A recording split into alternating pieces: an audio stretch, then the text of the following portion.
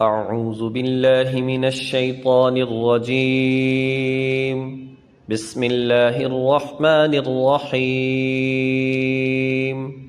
وإذ يقول المنافقون والذين في قلوبهم مرض ما وعدنا الله ورسوله إلا غرورا. صدق الله العظيم. وَإِذْ يَقُولُ الْمُنَافِقُونَ وَالَّذِينَ فِي قُلُوبِهِم مَّرَضٌ، اور یاد کرو جب منافقین اور وہ لوگ کہ جن کے دلوں میں روگ ہے، مَا وَعَدَنَا اللَّهُ وَرَسُولُهُ إِلَّا غُرُورًا، یہ کہہ رہے تھے کہ اللہ اور اس کے رسول نے ہم سے جو وعدہ کیا ہے غرورا، وہ دھوکے کے سوا کچھ نہیں۔ وَإِذْ قَالَتْ طَائِفَةٌ مِّنْهُمْ، اور جب انہی میں سے کچھ لوگوں نے کہا تھا، یا اہل یثرب، اے یثرب کے لوگو، لا مقام لکم، تمہارے لیے یہاں ٹھہرنے کا کوئی موقع نہیں ہے، فرجعوا، بس واپس لوٹ جاؤ، وَيَسْتَأْذِنُ فَرِيقٌ مِّنْهُمُ النَّبِيَّ، اور انہی میں سے کچھ لوگ نبی سے اجازت مانگ رہے تھے، یقولون، یہ کہہ کر، ان بیوتنا عورہ، کہ ہمارے گھر غیر محفوظ ہیں، وما ہی بعورۃ، حالانکہ وہ غیر محفوظ نہیں تھے، ان یریدون الا فرارا، بلکہ ان کا مقصد صرف یہ تھا کہ وہ بھاگ کھڑے ہوں۔ اس سے قبل آیات میں بات چل رہی تھی غزوہ احزاب کے حوالے سے، اور اس غزوہ میں مدینہ منورہ کے ایک جانب جہاں سے دشمن کے آنے کا خطرہ تھا، خندق کھودی گئی،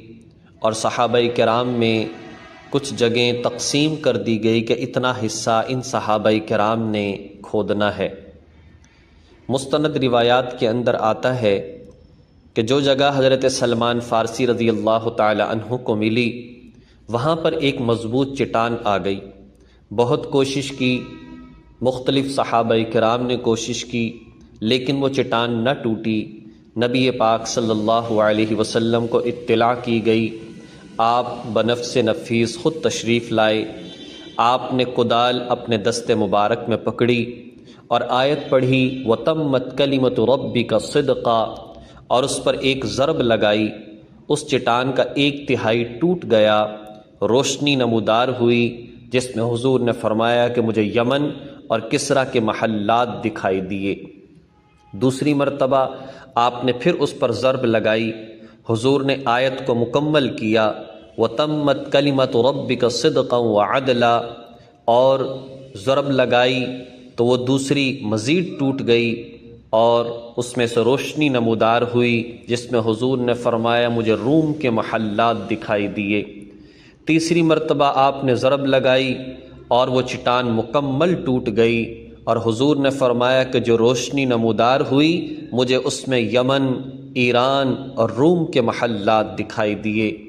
یعنی یہ اس بات کی طرف اشارہ تھا کہ یہ سارے ملک میری امت کے ہاتھوں فتح ہوں گے۔ جب یہ بات حضور نے ارشاد فرمائی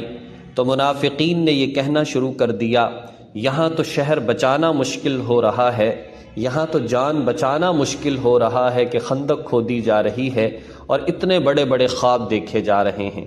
اس بنیاد پر جو ہے یہ آیات آئی کہ منافقین کا دیکھو، اور جن کے دلوں کے اندر مرض ہے، یعنی جو منافقین کا ساتھ دینے والے ہیں، وہ کیا کہتے ہیں کہ جی یہ تو وعدہ سوائے دھوکے کے اور کچھ نہیں، یہ کیا بات حضور ارشاد فرما رہے ہیں کہ یہ جگہ ہمیں نصیب ہوں گی، یہ کیسے ہو سکتا ہے، حالات تو اتنے خراب ہیں۔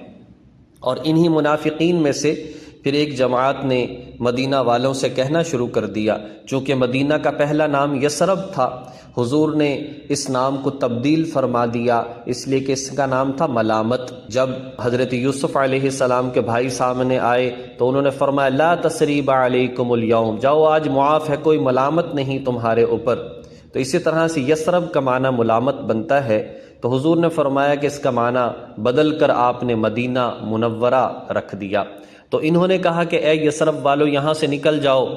اور ایسا نہیں ہو سکتا کہ تمہیں یہاں سے فتح ملے، تمہیں انتہائی نقصان کا سامنا کرنا پڑے گا، یہاں سے تم چلے جاؤ۔ جو منافقین تھے انہوں نے حضور علیہ السلام سے اجازت مانگنا شروع کر دی، بہانے بازیاں کرنے شروع کر دیے اور کہا کہ جی ہم تو بڑے پریشان ہیں، ان بیوتنا عورہ، ہمارے گھر کی دیواریں بہت چھوٹی ہیں۔ وہاں پر کسی نے کہا کہ جی میری والدہ بہت بیمار ہے، ان کا کیا بنے گا؟ کسی نے کہا جی جانوروں کو چھوڑ آئے، ہمارا غلام بھاگ گیا، وہ بے زبان بیچارے کون کھانے پانی اور چارے کا بندوبست کرے گا، ہمیں جانے کی اجازت دی جائے۔ جس طرح سے تبوک کے موقع پر منافقین نے کیا، اسی طریقے سے یہاں بھی جو ہے وہ طرح طرح کے بہانے بازیاں کرنے لگے اور یہاں سے واپس جانے لگے۔ اللہ فرماتے ہیں وما ہی بعورۃ، حالانکہ ان کے جو گھر ہیں وہ غیر محفوظ نہیں تھے، لیکن صرف یہ بھاگنے کا ایک طریقہ یہاں سے چاہتے تھے۔ آگے فرمایا وَلَوْ دُخِلَتْ عَلَيْهِمْ مِنْ أَقْطَارِهَا، اور اگر دشمن مدینے میں چاروں طرف سے آ گھسے، ثُمَّ سُئِلُوا الْفِتْنَةَ، پھر ان سے فساد میں شامل ہونے کو کہا جائے، لَآتَوْهَا، تو یہ ضرور اس میں شامل ہو جائیں گے، وَمَا تَلَبَّثُوا بِهَا إِلَّا يَسِيرًا، اور گھروں میں یہ تھوڑے ہی ٹھہریں گے۔ پھر یعنی اگر ایسا ہو جائے کہ دشمن آ جائے اور پورے مدینہ منورہ پر حملہ کر دے، پھر یہ لوگ کیا کریں گے؟ ایک بات تو یہ ہے کہ پھر بھی تو اپنے آپ کو بچانے کے لیے دشمن سے لڑیں گے، اور دوسری بات یہ ہے کہ اگر دشمن پھر آ جائے اور ان سے کہے کہ آؤ مسلمانوں کے خلاف ہم سے لڑو، ہم تمہارے گھروں کو نقصان نہیں پہنچائیں گے، تو یہ فوراً جو ہے دشمن کا ساتھ دینے کے لیے تیار ہو جائیں گے۔ تو اصل یہ ہے کہ یہ فتنہ اور فساد پھیلانا چاہتے ہیں، جس بنیاد پر جو ہے یہاں سے یہ جانا چاہتے ہیں۔ وَلَقَدْ كَانُوا عَاهَدُوا اللَّهَ مِنْ قَبْلِ، اور حقیقت یہ ہے کہ انہوں نے اللہ سے پہلے یہ عہد کر رکھا تھا، لا یولون الادبار، کہ وہ پیٹ پھیر کر نہیں جائیں گے، وکان عہد اللہ مسئولا، اور اللہ سے کیے ہوئے عہد کی باز پرس ضرور ہو کر رہے گی۔ یعنی اسلام میں داخل ہوئے تو اس بنیاد پر بیعت بھی کی، جیسے بھی حالات آئیں گے یا رسول اللہ صلی اللہ علیہ وسلم ہم آپ کو چھوڑ کر جانے والے نہیں ہیں، اور اگر آج ایسا کر رہے ہیں تو یاد رکھیں اس وعدے کے بارے میں ان سے پوچھا جائے گا۔ قُل لَن يَنفَعَكُمُ الْفِرَارُ إِن فَرَرْتُم مِّنَ الْمَوْتِ أَوِ الْقَتْلِ،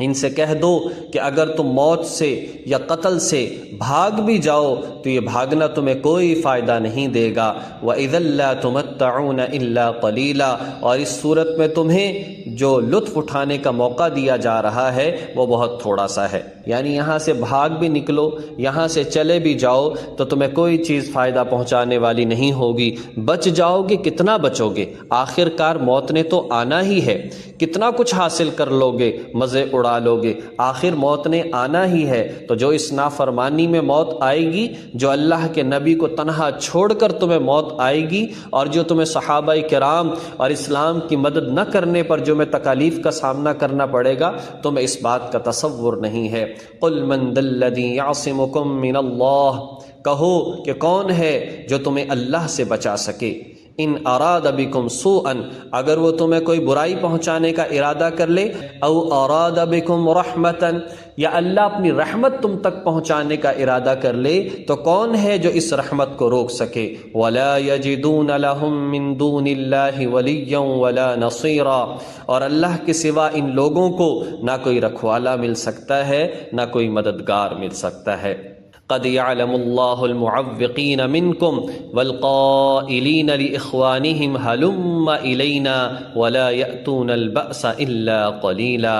اللہ تم میں سے ان لوگوں کو خوب جانتا ہے جو رکاوٹ ڈالتے ہیں اور اپنے بھائیوں سے کہتے ہیں کہ ہمارے پاس چلے آؤ، اور خود لڑائی میں آتے نہیں، اور آتے ہیں تو بہت کم آتے ہیں۔ انشاءاللہ تعالی اس آیت کو اگلے درس کے ساتھ ملائیں گے۔ تو خلاصہ اس سارے درس کا یہ نکلتا ہے کہ جن لوگوں نے یہ سمجھا کہ ہمارا بھاگنا ہمیں موت سے بچا سکتا ہے، یقین جانے انہوں نے بہت گھاٹے کا جو ہے انہوں نے سودا کیا۔ نبی علیہ السلام کی ذات گرامی اور صحابہ کرام، یہ مقدس ہستیاں جن کے ساتھ اللہ کی مدد، جن کے ساتھ فرشتوں کی مدد، تو کیسے ہو سکتا ہے کہ جو منافقین ہیں ان کو کامیابی حاصل ہو سکتی ہے؟ جب کبھی بھی کسی نے اسلام کا پلہ چھوڑنے کی کوشش کی ہے ہے تو وہ بہت گہرے گڑھے کے اندر جا کر گرا ہے۔ اللہ رب العزت ہمیں حق پر قائم رہتے ہوئے، ثابت قدم رہتے ہوئے عمل کرنے کی توفیق عطا فرمائے۔ وآخر دعوانا ان الحمد للہ رب العالمین۔